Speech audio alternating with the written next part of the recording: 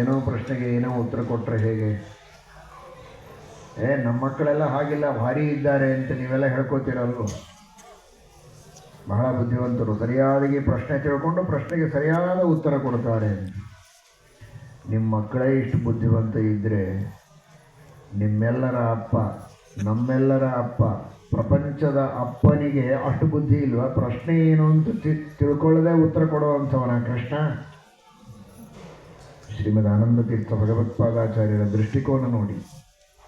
ಮೇರು ಶಿಖರಿಣಾಮಹಂ, ನಾನೇ ಮೇರು ಪರ್ವತ ಅಂತ ಕೃಷ್ಣ ಹೇಳಿದ. ಅಲ್ಲ, ಮೇರು ಪರ್ವತದಲ್ಲಿ ಪರಮಾತ್ಮನ ಸನ್ನಿಧಾನ ಇದೆ ಅಂತ ಶ್ರೀಮದಾಚಾರ್ಯರು ವ್ಯಾಖ್ಯಾನ ಮಾಡಿದರು. ಹೀಗ್ಯಾಕೆ ವ್ಯಾಖ್ಯಾನ ಮಾಡ್ತೀರಿ ಅಂದರೆ, ಕೃಷ್ಣ ಉತ್ತರ ಕೊಡ್ತಾ ಇದ್ದಾನೆ ಅರ್ಜುನನ ಪ್ರಶ್ನೆಗೆ. ಅರ್ಜುನ ಪ್ರಶ್ನೆ ಏನು ಕೇಳಿದ್ದಾನೆ ನೋಡಿ ಅಂತಾರೆ ಆಚಾರ್ಯರು. ಭಗವದ್ಗೀತೆಯ 10ನೇ ಅಧ್ಯಾಯದಲ್ಲಿ ಬರುವ ಮಾತು. ಪೂರ್ವದಲ್ಲಿ ಅರ್ಜುನನ ಪ್ರಶ್ನೆ ಇದೆ, ಕೇಶು ಕೇಶು ಚ ಭಾವೇಶು ಚಿಂತ್ಯೋಸಿ ಭಗವನ್ ಮಯಾ. ಇದು ಅರ್ಜುನನ ಪ್ರಶ್ನೆ.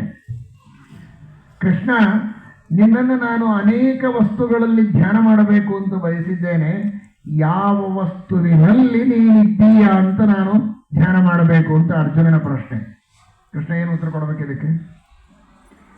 ನಾನು ಯಾರು ಅನ್ನೋ ಉತ್ತರ ಕೊಡೋದಲ್ಲ. ಈಗ ನನ್ನ ಕೃಷ್ಣ ಹೇಳ್ತಾ ಇದ್ದಾನೆ. ಹಾಗಾದರೆ ಮೇರು ಶಿಖರಿಣಾಮಹಂ ಅಂದರೆ ಮೇರು ಪರ್ವತದಲ್ಲಿ ಮೇರು ಎಂಬ ಹೆಸರಿನಿಂದ ನಾನಿದ್ದೇನೆ, ಅಲ್ಲಿ ನನ್ನ ಚಿಂತನೆ ಮಾಡು ಅನ್ನುವುದೇ ಕೃಷ್ಣ ಪರಮಾತ್ಮನ ಆಶಯ ಎಂಬುದಾಗಿ ಶ್ರೀಮದಾಚಾರ್ಯರು ವ್ಯಾಖ್ಯಾನ ಮಾಡಿದ್ದಾರೆ.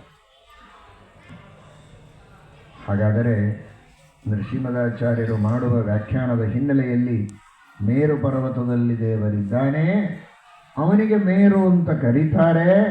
ಇಷ್ಟೇ ಅಲ್ಲ, ಯಾಕೆ ಮೇರು ಅಂತ ಕರೀತಾರೆ ಅನ್ನುವುದನ್ನು ಶ್ರೀಮದಾಚಾರ್ಯರು ಹೇಳ್ತಾರೆ. ಸರ್ವೋತ್ತಮನಾದದ್ದರಿಂದ, ಸ್ವತಂತ್ರನಾದದ್ದರಿಂದ, ಪ್ರಪಂಚದೊಳಗಿನ ಎಲ್ಲರಿಗೂ ಪ್ರೇರಕರಿದ್ದಾರೆ. ಎಲ್ಲರೂ ಸೇರರು. ಈರ ಅಂದರೆ ಪ್ರೇರಕ, ಪ್ರೇರಕರಿದ್ದವರೆಲ್ಲ ಸೇರ, ಈರ ಸಹಿತರು, ಸೇರರು. ಒಬ್ಬನೇ ಒಬ್ಬ ಈರ ಪ್ರೇರಕ ಇಲ್ಲದವ ಮೇರ, ಮೇರು ಅಂದರೆ ಅದು ಭಗವಂತ ಮಾತ್ರ. ಈ ಅನುಸಂಧಾನ ಶಬ್ದ